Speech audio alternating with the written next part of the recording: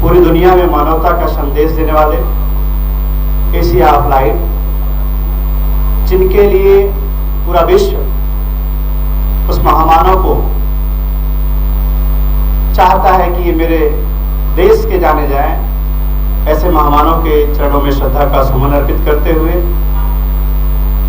तमाम संत गुरु कबीर, फुले, साहू, रविदास, बिरसा मुंडा, उदा देवी पासी, जगदेव और कुशवाहा, पेरिया, लल्ले यादव, राम स्वरूप वर्मा, अनेक विचारधारा को आगे सतत ले आने वाले फुले और साहू की विचारधारा को मूर्त रूप देने वाले हम सबके उद्धारक, मुक्तिदाता, मार्गदाता, संविधान निर्माता, बोधिसत्व भारत रत्न बाबा साहब डॉक्टर बी.आर. अम्बेडकर के चरणों में श्रद्धा का सुमन अर्पित करता हूँ। शायद उस महामानव का आगमन न होता तो हम आज इस मंचासीन, इस मंच लायक ना होते, इस माइक लायक ना होते।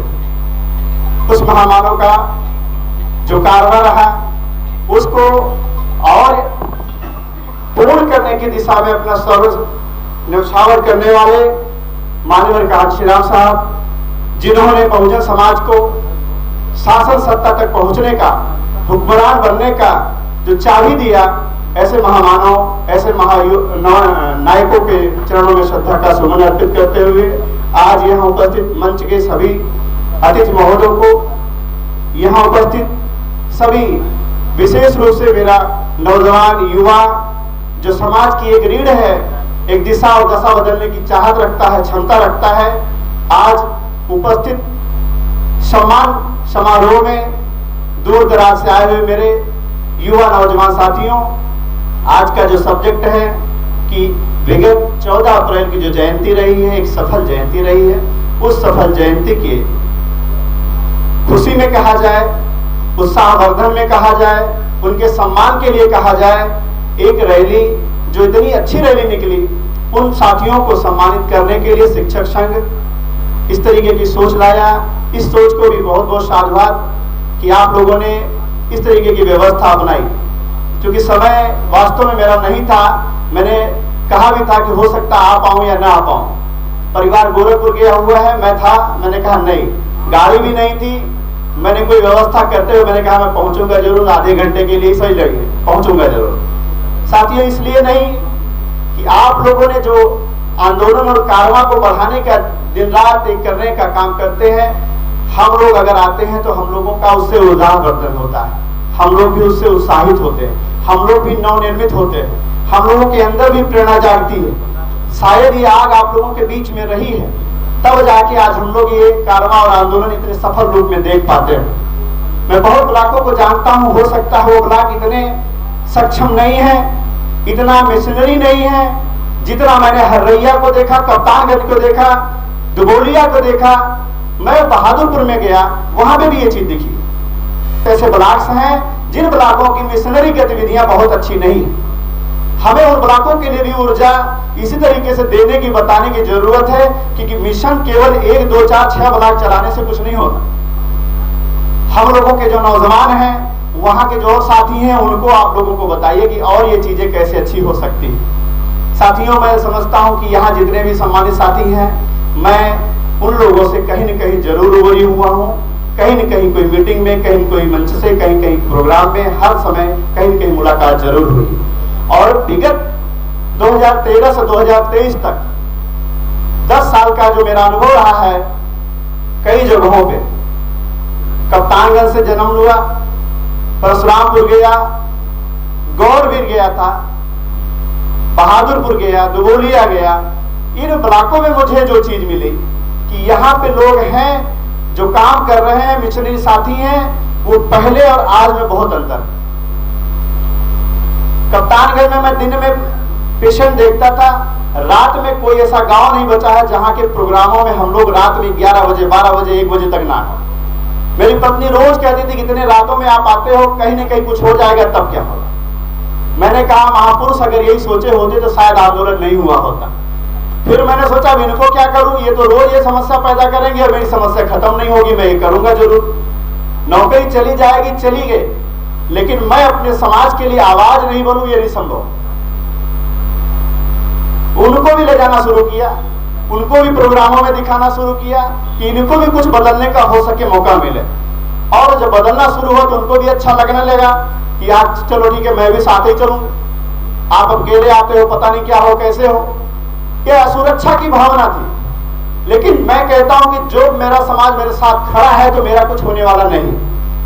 हाँ, इस डर से हो सकता है मेरे अधिकारी कर्मचारी न निकलते हों। असुरक्षा की भावना सबसे बड़ी भावना है कहीं न कहीं। दूसरी ये होती है कि कहीं करूंगा तो दूसरे जब लोग देखेंगे हो सकता है मेरी नौकरी चली जाए, इस डर से भी। तो असुरक्षा सबसे बड़ा रीजन है कि सामाजिक कामों में जो अधिकारी कर्मचारी है उसकी उपस्थिति नगण्य है। वो इतना बड़ा रिस्क नहीं लेने को तैयार है कि हो सकता है कहीं उसकी नौकरी चली जाए। जबकि मैं सच्चाई बता रहा हूं साथियों, आप अगर समाज के लिए निकलो सही, आपको कोई अधिकारी कर्मचारी कुछ कहने वाला नहीं। लेकिन आप निकलो तो सही। लोगों को नौकरी बचाना है तो नौकरी बचाए, आपको समाज बचाना है तो समाज बचाइए। हम लोगों ने यह चीज किया कि समाज को, गतिविधियों को हम लोगों को आगे और करने की जरूरत है। समाज में जो पढ़ा लिखा, जो बुद्धिजीवी वर्ग है, उसका दायित्व है, उसकी रिस्पॉन्सिबिलिटी है, उसकी जिम्मेदारी है, उसने हिस्सेदारी सबसे ज्यादा ली। अगर मैंने डॉक्टर बना तो मेरा जो सामाजिक रोल है वो ज्यादा होना चाहिए। बाबा साहब के बताए हुए जो मिशन है उसको पूरा करने की जिम्मेदारी मेरी सबसे ज्यादा बनती है। सैलरी सबसे ज्यादा मैं लेता हूं। रैलियों में कौन जाता है? कहीं भी सामाजिक काम होता है तो कौन जाता है? जो नौकरी नहीं करता। जो नौकरी नहीं करता है वो रैलियों में जाता है। संविधान बचाने का आंदोलन होता है तो कौन जाता है? 80% वो लोग हैं जिन्होंने नौकरी नहीं पाई।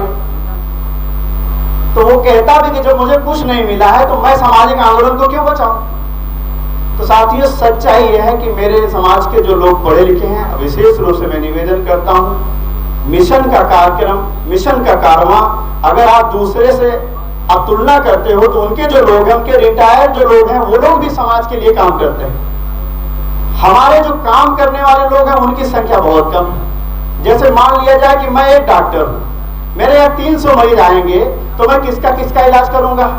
लेकिन यदि उसी 300 मरीज के लिए 10 डॉक्टर हो जाएं तो जल्दी मरीज देख लिए जाएंगे।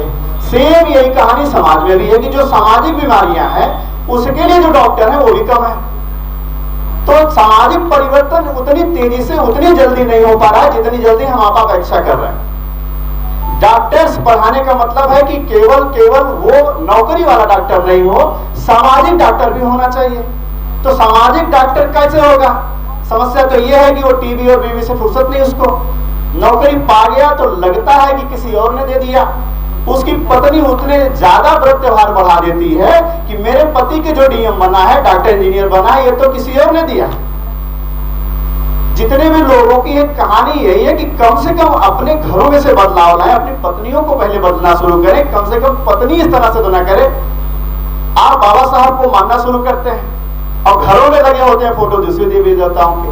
करवा चौथ वाले व्रत के दिन आप रिचार्ज करने के लिए सबसे पहले खड़े हो जाते हो कि मेरी लाइफ टाइम वैलिडिटी बढ़ जाएगी। वैलिडिटी बढ़ी कैसे पता नहीं। पहले के महिलाएं, हमारे समाज की महिलाएं ही, हमारे समाज की बता रहा हूं, वो व्रत त्योहार नहीं करती थी तो फिर भी हमारे समाज में 80 साल 90 साल की उम्र लोग क्रॉस कर जाते थे बड़े आराम से। जब से रिचार्ज का सिस्टम हुआ, 60 साल जाते जाते कार्डियक अरेस्ट हो गया या कोई और बीमारी हो गई, 80 साल की बातें छोड़ दीजिए, तो ये जियो रिचार्ज शुरू हो गया, 28 दिन वाली वैलिडिटी मिलने शुरू हो गई। अब जब इस तरह के आप लोग जो पढ़े लिखे, विशेष रूप से मैं उन लोगों से निवेदन करता हूं, रिक्वेस्ट करता हूं, निवेदन ये मेरा है कि आप परिवर्तन पहले अपने घर से करिए। समाज में जाते हैं, बहुत बढ़िया बढ़िया भाषण देके चले आते हैं, घर में जाइए तो पता लगा पीछे कुछ और है। साथियों, मेरे घर में भी था, आप लोग विश्वास नहीं करेंगे, मैं अम्बेडकर नगर मेडिकल कॉलेज से जब यहाँ आया तो मेरी पत्नी बहुत बड़ी भक्ति थी, इतनी बड़ी जिसका कोई हिसाब नहीं था। अम्बेडकर नगर मेडिकल कॉलेज में डॉक्टर मुकेश राणा थे, एसोसिएट मेडिसिन के प्रोफेसर थे। उन्होंने बताया, जब मुझे थोड़ा बहुत ज्ञान हुआ, सही में देखो तो मैं बस्ती में आके मिशनरी बना। मैं मिशनरी नहीं था, मैं भी मोटा मोटा रक्षा बांध के घूमता था, मुझे कोई ज्ञान नहीं था। हमारे मजलिस साहब थे, एसडीआई थे, वो और भी मिशनरी नहीं थे। और हमसे भी मेरे ज्यादा भक्त थे। घरों में तो मेरी वाइफ जब वहां से हम लोग ट्रांसफर होके आए बस्ती में, तो वो मंदिर सब लेके आई, घर में लगवा दी। मैं जब क्षेत्र में निकलना शुरू किया तो मुझे ये चीजें झेलनी होती थी। मैंने कहा कि कल को मेरे घर में कोई आएगा, यही बात पूछेगा, तब मैं क्या जवाब दूंगा। आप विश्वास करिए, वही पत्नी के साथ गाड़ी में लाद के सारी चीज ले जाके बोरे में भर के वही नदी अपने कलवारी के पास वाली में डुबो दिया गया। हमने कहा देखो अगर इन लोगों में ताकत हो निकल के आ जाएंगे तो फिर बताना, घर में फिर दोबारा दिखाई दे देंगे। तो साथियों, परिवर्तन कहीं न कहीं सामाजिक परिवर्तन जो होता है, सोशल रिवॉल्यूशन जो होते हैं, अपने घर से करने की जरूरत होती है। साथ साथ आप हम लोग अगर मिलके केवल सोशल रिवॉल्यूशन के साथ साथ थोड़ा सा आर्थिक रिवॉल्यूशन के भी तरफ सोचें। हालांकि मेरा अनुभव समाज के लेके देखा जाए तो उतना बेहतरीन नहीं रहा। जस्ट व्यू लेके हम लोगों ने जो प्लान समाज को गति देने के लिए एक आर्थिक उन्नति की तरफ कदम बढ़ाया था, वो कहीं न कहीं उतना सक्सेस नहीं हुआ। लेकिन उसका अर्थ कहीं ये नहीं होता है कि मेरे समाज के लोग आर्थिक उन्नयन के तरफ या आर्थिक क्रांति के तरफ या इकोनॉमिकल रिवॉल्यूशन के तरफ सोचना बंद कर दें। क्योंकि जिस समाज के कॉर्पोरेट्स नहीं होंगे, जिस समाज के बिजनेसमैन नहीं होंगे, उस समाज का सोशल मूवमेंट उतना स्ट्रांग नहीं हो सकता। इसलिए हमें अपने आप के लोगों को, अपने लोगों को कारपोरेट सेक्टर बनाने ही चाहिए।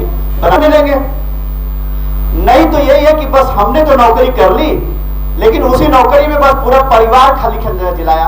आने वाले और लोगों के लिए हम कुछ उद्योग रोजगार नहीं डेवलप कर पाए। और जो स्टेट हैं, विशेष रूप से मैं बंगलुरु का नाम लेता हूं, वहां पे हमारे समाज के लोगों ने बेहतरीन परफॉर्म करते हैं। आज के साथ साथ उनकी अपनी निजी बैंक्स हैं, वो अधिकारी पैसा अपने बैंक्स में रखते हैं। अब आप सोचिए, हमारे यहाँ पे किसी का कोई इस तरीके का कोई विजन प्लान ही नहीं है। हम लोग नौकरी पे नौकरी, दिन में गए सुबह शाम आए, बस वही नौकरी, उसी से रिटायर हो गए, काम खत्म हो गया। उससे समाज को कोई लाभ नहीं होने वाला और आप इतना दे भी नहीं सकते कि आपका समाज उससे आगे बढ़ पाएगा। बस केवल इतना होगा कि 1000, 2000, 5000, 10,000 देके कोई संगठन समाज को चला सकते हैं। बस आप 2, 4, 10 लाख देने लायक के नहीं बन सकते जब तक आपके पास कोई कारपोरेट सेक्टर, कारपोरेट व्यवस्था नहीं हो सकती। इसीलिए साथियों, मेरा हमेशा फोकस रहा है कि नौकरी के साथ साथ आपको आर्थिक क्रांति, आर्थिक युग में भी प्रवेश करना चाहिए, जैसा बाबा साहब भी चाहते थे। अब आर्थिक युग चल रहा है, वर्तमान में हर कोई चल रहा है, बिजनेसमैन ही सबसे अमीर है। आप नौकरी करके 1 लाख की सैलरी कमा सकते हैं, वो नौकरी करवा के 1 लाख सैलरी दे रहा है। इस दोनों में बहुत फर्क है। हम लोग अभी जहां नौकरी नहीं थी, नौकरी से बाबा साहब के रहमो करम से नौकरी वाला तो बन गए, लेकिन क्या आप सोचते हैं ये देश और संविधान दोनों बच पाएगा? जो आने वाला समय है 2024, क्या आपको लगता है कि देश और संविधान दोनों सही हो पाएंगे? कतई नहीं, कहीं नहीं। और जब दोनों नहीं हो पाएंगे, न देश बचेगा न संविधान बचेगा, तो बाबा साहब कहां बचेंगे? और फिर हम लोगों के पास कोई आर्थिक उन्नति का कोई और रास्ता है? नौकरियां खत्म हो रही हैं, हर चीज प्राइवेट सेक्टरों में जा रही है। आपके पास ना तो कोई बिजनेस है, ना तो नौकरी बचेगी। आपकी आने वाली पीढ़ियां कहां जाएंगी? आपकी जो पीढ़ी है, जो हम आप हैं, इन महापुरुषों ने जो आंदोलन किया, जो कारवां चलाया, उनके बदौलत हमारी आपकी नौकरी लगी। ये जो हिस्सेदारी, भागीदारी हमें आपको प्राप्त हो पाई है, जो आज डॉक्टर, इंजीनियर, मास्टर समाज में दिखाई देते हैं, ये इन्होंने आंदोलन चलाया। हमारे आंदोलन से कौन सा समाज नौकरी पाएगा, या हमारे आने वाली पीढ़ियां और जो समाज होगा खत्म हो जाएगा, ये हमें आपको सोचने की जरूरत। छोटे लेवल पे सोच के देखिए, बड़े लेवल पे सोच के देखिए कि देश कैसे बचेगा, इस पे सोचिएगा। संविधान कैसे बचेगा, कौन बचाएगा संविधान? और फिर कोई संविधान लिखने वाले बाबा साहब फिर दोबारा नहीं आने वाले। आपको हमें फिर से सोचना पड़ेगा, और सोचने के लिए ऐसा केंद्र बिंदु बना के बाबू जी को नमन करता हूं, जिन्होंने इस तरह की एक जगह बनाई जहां पे क्रांति जगाने वाले पेरियार लाल यादव जैसे व्यक्ति आते हैं। सामाजिक क्रांति यहां से जन्म लेती है। हरैया बौद्ध बिहार को आप समझ लीजिए कि कहीं भी कोई अगर पढ़ा लिखा व्यक्ति है, मैं समझता हूं कि इस बौद्ध बिहार को जरूर जानता है। ऐसे बौद्ध बिहारों के निर्माण करके ऐसे जगहों पे क्रांति के उदय केंद्र होने चाहिए। जिसकी बात करते हो, जो आपका विरोधी है, जो आपका दुश्मन है, जो वैचारिक रूप से आपसे लड़ता आ रहा है हमेशा हमेशा, आप उसकी क्रिया को जब तक देख नहीं पाएंगे, प्रतिक्रियाएं नहीं कर पाएंगे, उसकी क्रांति की प्रतिक्रांति नहीं कर पाएंगे। मंडल का कमंडल का ऐसा हमेशा गतिरोध प्रतिरोध चलता रहेगा। आपकी क्रांति कब होगी, आपकी सोशल रिवॉल्यूशन कैसे चलेगी, आपकी इकोनॉमिकल रिवॉल्यूशन कैसे चलेगी, आपकी सामाजिक आंदोलन कैसे चलेंगे, इनके लिए नया कुछ मत करिए साथियों। बाबा साहब ने संविधान ही नहीं दिया, बाबा साहब ने संविधान के अलावा आपको हर एक चीज दिया है, जिसको अपना के, जिसको लगा के मान्यवर कांसीराम साहब या हमारे और तमाम जो महापुरुष है उन्होंने आपको वहां तक पहुंचाया है। लेकिन हम अगर नया नया प्लान करेंगे, नया नया नक्शा बनाएंगे तो डिजाइन फेल होगी। आप उसका नक्शा मानिए, उस महापुरुष का नक्शा मानिए जो उन्होंने जो बताया, वो संविधान के भी बदौलत बताया। उन्होंने जो किताबें लिखी उसको आप पढ़िए, अपने समाज को बताइए, सिखाइए कि आप कहां तक पहुंच पाएंगे, कैसे पहुंच पाएंगे। हम लोगों को रोजगार में आना पड़ेगा, छोटे छोटे ही सही दुकानें डालना पड़ेगा, जगह जगह आपके चौक चौराहे हो रहे हैं, इसमें किसी की बकौती नहीं है। लेकिन आज भी आप चले जाओ चौक चौराहा पे भी जो 15% आपका विरोधी है, जो 15% आपका हमेशा दुश्मन रहा, जो आपके बढ़ने का जो है दुश्मन रहा है, वो चौक चौराहे पे वही नजर आता। मैंने एक बात कहा था कि खरीदार हमारा है तो दुकान उसकी क्यों है। लोगों ने कहा नहीं साहब, खरीदार भी हमारा होगा, दुकान भी उसी की होगी। मैंने कहा ठीक है, मान लो।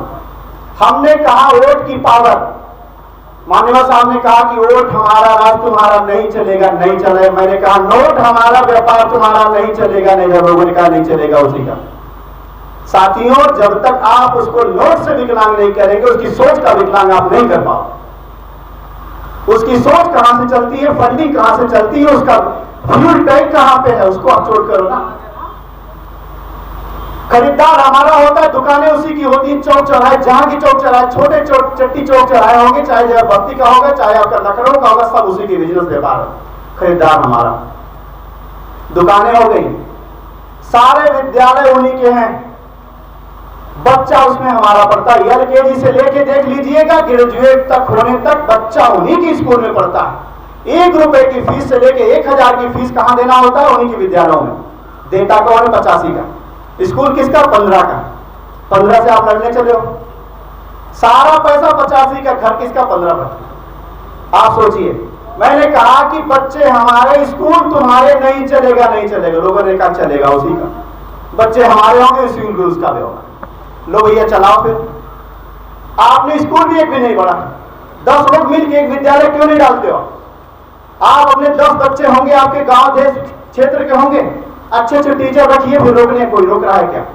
लिखा है कि ये नौकरी वाला स्कूल नहीं खोल सकता क्या? तीसरा मैंने बोला, मरीज मेरे, मरीज हमारे, अस्पताल डॉक्टर तुम्हारे नहीं चलेगा, नहीं। लोगों ने कहा नहीं, मरीज भी मेरे होंगे, उन्हीं का अस्पताल होगा, उन्हीं के अस्पताल में जाके इलाज भी कराऊंगा। रोकोगे? क्या कर रहे हो भैया? कहां से आप उनको कमजोर कर रहे हो? जब तक वो नोट से वीक नहीं होगा, उसकी सोच वीक कैसे होगी? आप उसको कमजोर करना चाहते हो तो आप मजबूत हो जाओ, कमजोर हो जाएगा। आप मजबूत हो कहां पे रहो? बाबा साहब का केवल नारा लगा के कतई नहीं, विचारधारा ला के आइए। आप विचारधारा लागू करेंगे तभी मजबूत हो पाएंगे, और ये विचारधारा ही उसको कमजोर करती आई है सदियों से। अंबेडकर गांधीवाद में, अंबेडकरवाद बच गया है, गांधीवाद खत्म हो चुका है। लेकिन उन्होंने दूसरी विचारधारा तब तक RSSवाद की ला दी, मनुवाद की ला दी। वो मनुवाद जो खत्म हो चुका था, वो मनुस्मृति जो बाबा साहब ने जला दिया था, वो मनुस्मृति पुनः आग में से फिर से बनती जा रही है। जिस मनुस्मृति के ऊपर बाबा साहब ने पानी डाल दिया था, वो पुनः जीवित, वो लोग जिंदा करने पे तुले हुए। हम आपको इतना बताना चाहे कि नोट की पावर समझ लीजिए। वोट की पावर मान्यवर साहब ने समझाई है, हमारे लोग वोट की पावर समझ गए, लेकिन फिर भूल गए वहीं पे। इसी तरीके की नोट की पावर को भी समझिए कि नोट की पावर जिसको फंडिंग दे रही है उसी की सरकार होती है। आप जिसको रोकने चले हो, पहले उसकी आर्थिक उन्नति का रास्ता तो देखो, किस रास्ते से वो मजबूत होता है। इसी से सारे चौक चौराहों पे जब व्रतों का त्योहार उत्सव मनता है, पूरे चौराहा सजा दिया जाता है। आपको कोई ऐसा चौक चौराहा नहीं मिलेगा जो सजा न दिया जाता हो। दुर्गा पूजा होगी, गणेश उत्सव मिलेगा, रामनवमी होगी, तमाम आपके चौक चौराहे सजा दिए जाते हैं। सोच के देखिएगा, इतना पैसा आता कहां से उनके पास? कहने को संख्या में माइनॉरिटी में है, जो आज मेजॉरिटी में है वो आज माइनॉरिटी में है। हकीकत में देख लीजिए 3% माइनॉरिटी में होता है और अपने आप को हम आपको शामिल करके वो माइनॉरिटी में बना हुआ 85% वाले के साथ में। इसको आपको हमको सब समझदार लोग हैं आप। यहाँ पे कोई ऐसा व्यक्ति नहीं है जो मैं समझता हूँ ग्रेजुएट नहीं है, मैं समझता हूँ 10-15 साल से मिशनरी नहीं है, मैं समझता हूँ ऐसा व्यक्ति है जो समाज के लिए जेल नहीं गया है, ऐसा मैं समझता हूँ जो समाज के लिए 12 बजे के बाद सोया है। मैं समझता हूँ कि आप लोग बुजुर्ग भले हो गए लेकिन आंदोलन आप लोगों ने ही किया है। ये आज जो लोग सीखे हुए लोग हैं, आपसे सीखे हुए हैं। उस जमाने में लोग कहते हैं साहब आज बोलने की आजादी नहीं है। मैंने कहा बोलने की आजादी कब थी? आज आपके पास बोलने की जो आजादी है, आज आपका टाइम टफ नहीं है, आज बहुत इजी टाइम। टफ टाइम तब था जब लोग जय भीम करने से शर्माते थे, जब जय भीम करने से डरते थे, जब चौक चौराहों पे कोई बोल देता था तो आवाज धीमी होकर बोलता था। आज मेरे ओपीडी में जब लोग दूसरे कास्ट के लोग जब जय भीम करके आते हैं तो मुझे बड़ा प्राउड होता है, बड़ा घमंड होता है, अभिमान होता है, स्वाभिमान होता है कि मेरे समाज के लोग जो कार्य कर रहे हैं आज यहां तक पहुंचा रहे हैं। आप लोगों के समय में फलाने बाबू साहब के गांव के उस गांव के वहां पे कोई प्रोग्राम आप नहीं कर सकते थे, पोस्टर बैनर नहीं लगा सकते थे, फाड़ दिए जाते थे। आर्य नीति का भंडाफोड़, क्रांति का उदय, ऐसे ऐसे ड्रामों के माध्यम में समाज को जगाने का काम आप लोगों ने किया है। ये समाज, ये युवा पीढ़ी कौन से ड्रामे के माध्यम से अपने समाज को जगाएगी, किस विचारधारा से समाज को जगाएगी, क्या इसका रोड मैप है, क्या इसके पास प्लान है, क्या इसे इंप्लीमेंट कैसे करेगी, कैसे क्या होगा। मेरे बुजुर्ग लोग नहीं पढ़े लिखे थे, पैरों में घुंघरू बांध के समाज को जगा दिए, कमर में साड़ी बांध के समाज को जगा दिया। और ये पढ़ा लिखा समाज, यूट्यूब वाला समाज, व्हाट्सएप वाला समाज, फेसबुक वाला समाज यहां से शेयर वहां करके सोचता मैं समाज को जगा लूंगा।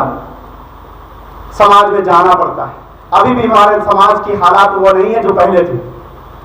मोबाइल भले आ चुकी है लेकिन अभी भी फिजिकल वर्क करना ही पड़ेगा। हम आप सोचते हैं कि इस मीडिया का हम यूज कर लेंगे तो मैं समाज को जगा लूंगा। इतना एडवांस अभी नहीं मेरा समाज।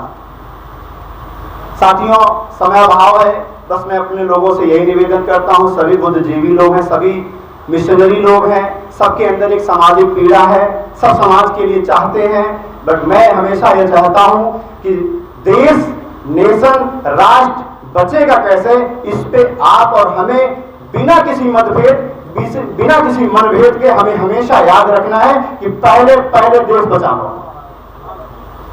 पब्लिक और पार्टी कोई बचने वाली नहीं है। यदि देश नहीं बचा तो देश और संविधान बच जाएगा, फिर हम आप बच जाएंगे। आज ये संविधान जिन लोगों के हाथ में है, वो लोग किस नीति के हैं, किस नियत के हैं, किस नेचर के हैं, इसको आपको हमें बताने की जरूरत नहीं। गलत हाथों में संविधान होगा तो बाबा साहब ने कहा है अंतो गत्वा गलत संविधान साबित होगा ही, कितना भी अच्छा क्यों नहीं लिखा गया हो। आप वो लोग उसमें अच्छाइयां निकालेंगे, कभी जीवन में अच्छाई नहीं निकालेंगे, उसमें केवल कमी ढूंढेंगे, ये कमी वो कमी हो। लिखने के दौरान किसी के बाप की औकात नहीं थी कि एक वर्ड उसमें बढ़ा पाए। आज वो बाबा साहब नहीं, उनके लोग उतने वो नहीं, तो उनको कमियां दिखाते हो, यहाँ ये कमी है, वहां वो कमी है। साथियों, अभी भी हमारे लोगों को बेहतर एजुकेशन, अच्छी शिक्षा ग्रहण करने की जरूरत है। तो विशेष रूप से मैंने बताया कि व्यापार उनका है, अस्पताल उनका है, रोजगार उनका है, स्कूल उनका है, हमारे पास कुछ नहीं है। हम लोगों को, जो लोग टीचर वर्ग है, मैं समझता हूँ टीचिंग को बहुत बेहतर तरीके से आप लोग पकड़ते हैं। डॉक्टर वर्ग है, अस्पताल को बेहतर जानता है। व्यापारी कुछ लोग अगर हैं, कॉर्पोरेट सेक्टर को चाहते हैं, जानते हैं, उसमें निकलिए। आप लोग निकलिए, साथ साथ अपने और लोगों को निकालिए, तब जाके समाज निकलेगा। केवल हम लोग 14 अप्रैल 5 उसको जो है मई को हम लोग अगर इस तरीके के बुद्ध पूर्णिमा, अम्बेडकर जयंती, रविदास जयंती मना के ये सोचने की मिशन का काम पूरा हो गया, तो ये असंभव है, अधूरा है। बाबा साहब को सही तरह से इंप्लीमेंट नहीं कर पाए। केवल भाषणबाजी करना, दूसरे को बताना, इसे कुछ होने वाला नहीं। गांव में निकलने की जरूरत है, गांव के लोगों को समझाने की जरूरत है। और हम लोग एक बात है, एक जाति वर्ग को केवल समझा के आप सोच लीजिए कि आप नोट और वोट की पावर समझ लेंगे, समझा लेंगे, तो असंभव। आज यहाँ जो बैठा हुआ वर्ग है, विशेष रूप से मैं बता रहा हूं कि एससी समाज की बात कर रहा हूं। एससी समाज में जितनी जातियां होती हैं उतने लोग यहाँ नहीं, ये संख्या। साथियों, सबको जोड़िए, जो टूट रहा है उसको भी साथ लाइए, वैचारिक रूप से कहिए मेरा पटीदारी में हो सकता है विवाद, लेकिन सामाजिक विचारधारा में तुम्हें मेरे साथ बैठना पड़ेगा। बाबा साहब अगर इसी तरीके से सोचे होते तो काम हो गया होता। आज हम लोग इस तरीके के हालात में नहीं होते, इससे बदतर हालात में होते। और फिर एक बात बता रहा हूं कि हम लोग पुनः वहीं पहुंचने वाले हैं जहां से बाबा साहब उस गड्ढे से निकाल कर आए थे। फिर उम्मीद मत करिए कि कोई मान्यवर साहब पैदा होगा, बाबा साहब पैदा होगा, फिर आपको हमको निकाल के लेके आएगा, ऐसा संभव नहीं। संविधान बचाइए, किसी भी तरह से बचाइए। अंततोगत्वा मेरा यही अपने में फोकस है कि संविधान जिंदा है तो हम आप जिंदा है, हम आपकी नौकरियां जिंदा है, आपके हमारे घर जिंदा है। और वो जो दुश्मन है वो कभी नहीं चाहता कि आपकी ये चीजें बची रह जाएं। उनका संविधान, उनका संसद दोनों तैयार है। ये चीज फिर दोबारा पुनरावृत्ति हुई तो उनका संविधान, उनका संसद, और उस संसद में जाने वाले लोगों को आप समझ नहीं पाएंगे कि वहां पे प्रतिनिधित्व उनके लोग कौन कौन से जा रहे हैं। फलाने मंडलेश्वर के फलाने अध्यक्ष हैं, वो जाके वहां बैठेंगे, उसमें वो नीतियां बनाएगा। जरा सोचिए, पढ़ने का अधिकार देने वाली नीतियां बनाएगा, पढ़ने से रोकने की नीतियां बनाएगा, आपके स्वच्छता के लिए, स्वास्थ्य के लिए कौन सी नीतियां बनाएगा कि इनको सारे अस्पतालों में बढ़िया मुफ्त व्यवस्था दी जाए, ऐसा नीतियां बनाएगा क्या? वो कभी नहीं बनाएगा। साथियों, बहुत बातें करने से कोई फायदा नहीं। रविदास जी भी यही कहते हैं कि भाई एक को साध लीजिए, सब साध जाएगा, एक के साधे सब सधे। और एक को कौन सा साधना है, कौन से महापुरुषों को आप साधना चाहते हैं, जिसको भी पकड़ना पकड़ लीजिए। बाबा साहब इतने पढ़े लिखे होने के बाद भी अपना राजनीतिक गुरु गाड़के जी को बनाते हैं, ज्योतिबा फुले को बनाते हैं। सोचिए उनका एजुकेशन क्वालिफिकेशन पता करिए, कक्षा 5, कक्षा 8 पास ज्योतिबा फुले होते हैं। अब आप सोच लीजिए कितना पढ़े थे और उनका गुरु क्यों रहता है। बाबा साहब उनको अपना सामाजिक राजनीतिक गुरु क्यों मानते हैं।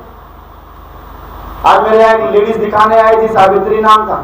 उस सावित्री में मैंने पूछा तो कहे हाँ साहब आज व्रत वाला दिन है, सावित्री बट वृक्ष पूजा होती है, सावित्री आधे के दिन सत्यवान का प्राण बचा के लाई थी। मैंने कहा देखा था सावित्री को? उसका आदमी था, गांव उसका बैजलपुर बगल में, हॉस्पिटल के बगल में उसका आदमी पढ़ा लिखा आया था।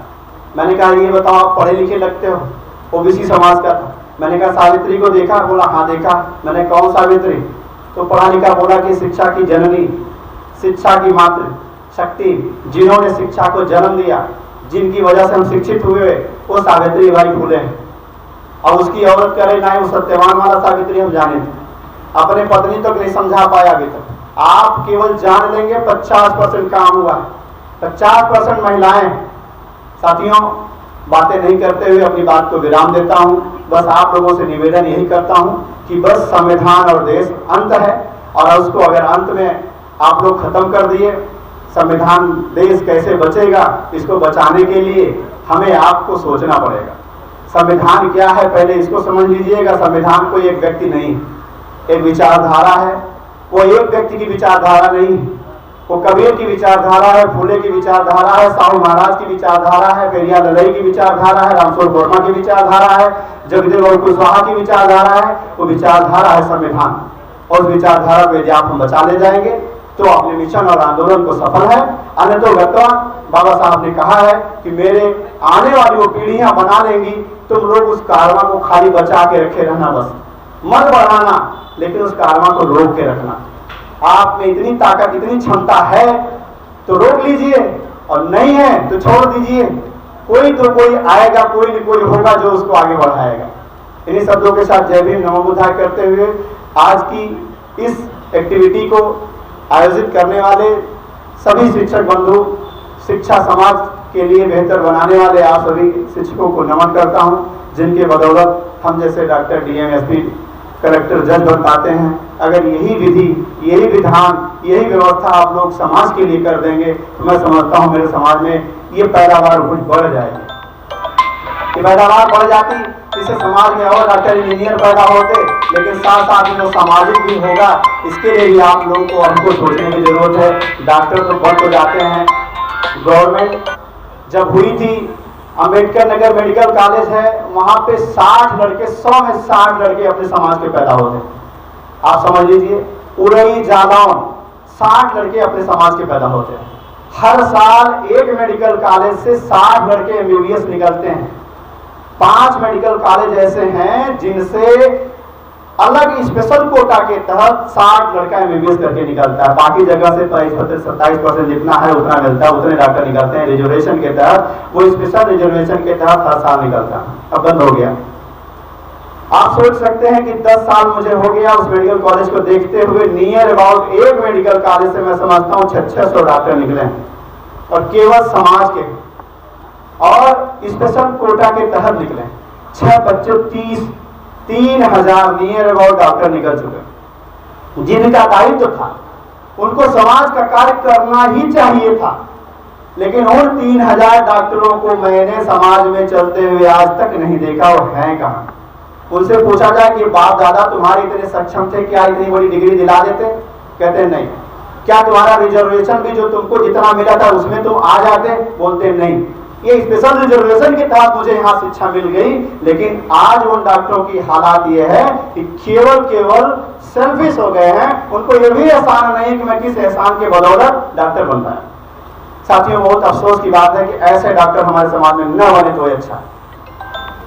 एक ही हो, दो ही हो, कम से कम सामाजिक भी हो, इंजीनियर भी इसी तरीके को, जैसे हमारे यहाँ लाल बहादुर जी। इस एरिया में जो भी सामाजिक कार्यक्रम होते हैं, मैं समझता हूँ कि वहां भी रहते हैं, लेकिन दिल यहाँ होता है। कोई प्रोग्राम होता है, डॉक्टर जेपी आर्य जी हैं। सामाजिक में मैं समझता हूँ कि मैं सभी का नाम लूँ तो समय कम पड़ जाएगा।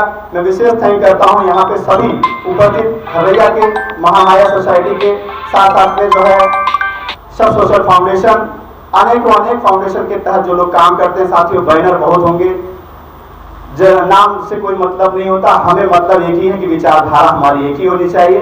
मैं ये उदाहरण इसलिए दे रहा था कि लोग कहते हैं मेरे समाज के डॉक्टर नहीं है। बस्ती में आप जाके देख लीजिए, इस समय 300-400 डॉक्टर हैं, अच्छे जगहों के डॉक्टर हैं, एमडी हैं, एमएस हैं, अच्छा अस्पताल चलाते हैं जिसपे करोड़ों का टर्नओवर है। जाके 1000 रुपए चंदा मांग के देख लीजिएगा, रसीद वापस आ जाएगी आपके साथ में। इस तरह के लोगों से आप समाज कैसे चलाने की उम्मीद करते हो? तो बहुत कष्ट की भी बात है, बहुत खुशी की बात है कि जिनके पास कोई नौकरी नहीं है वो लोग आज हमारे साथ खड़े हैं, सामाजिक आंदोलन में बढ़ चढ़ के हिस्सा लेते हैं। यही हमारी ताकत है, यही हमारी ऊर्जा है। इन्हीं ऊर्जा से मानव साहब ने हमें यहाँ तक पहुंचाया, इन्हीं ऊर्जा से बाबा साहब ने हमें यहाँ तक पहुंचाया, इन्हीं ऊर्जा से हम आप लोगों को भी आगे पहुंचा लेंगे। इन्हीं शब्दों के साथ जय भीम, नमो बुद्धाय करते हुए आप लोगों को बहुत बहुत साधुवाद, आभार व्यक्त करता हूँ।